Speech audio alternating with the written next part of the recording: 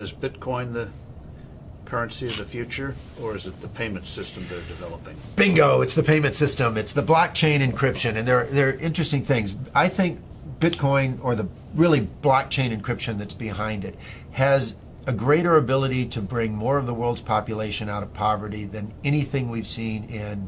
Well, for one thing, it's a cheap payment system. For one thing, it's a cheap payment system, but it's more important than that. It's more important than that. Blockchain cryptography is all about digital transfer of ownership in a completely transparent and public way. Okay, I don't want to go into any of the math and the complexity behind it, but think of what that means.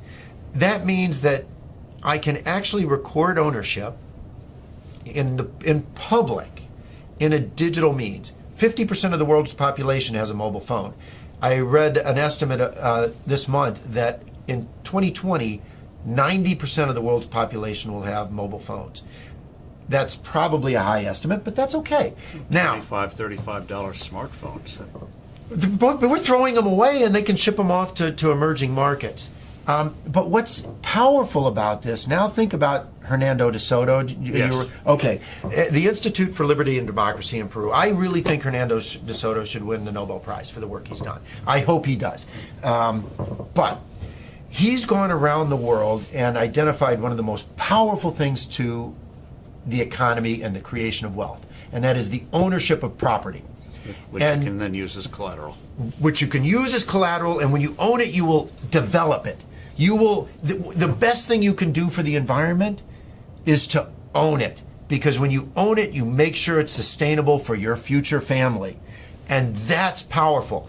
But they don't have the ability to own it. If you live in a shanty town, you operate outside of the legal economy. It's not that you want to operate outside of the legal economy, but you have no ownership of any property. Although in the neighborhood, everyone knows who owns what.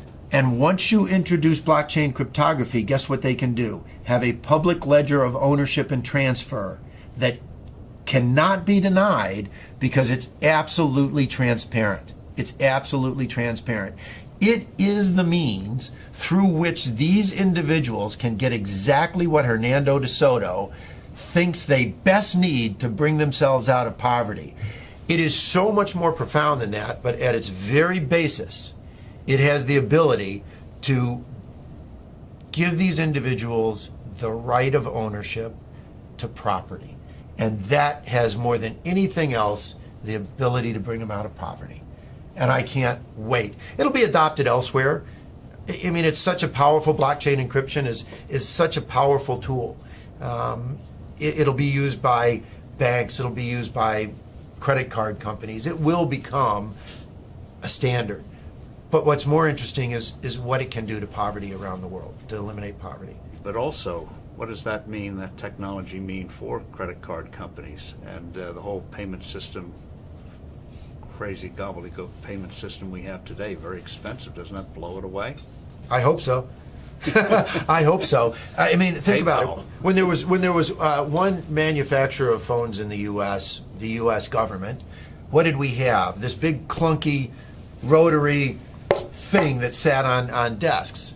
Now, what do we have? Cell phones of all flavors, sizes. I can sit in Africa and on my cell phone take courses at MIT because they're public record. It's absolutely astounding what happens when you can actually innovate around the world and compete. And what is happening is blockchain cryptography, forget Bitcoin, creates a competitive technology, a competitive innovation that these credit card companies will have to adopt. The ones that adopt it first will bring their cost base down.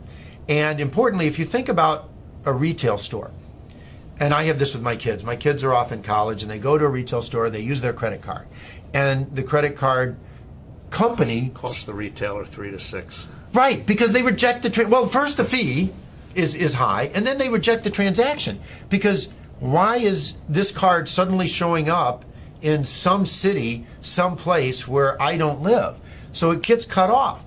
Well, with blockchain cryptography, the buyer and the seller automatically trust each other over an untrusted network.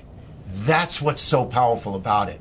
A blockchain-based transaction is verified within 10 minutes.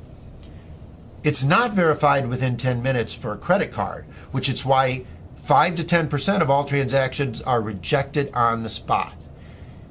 It's not verified until often days later.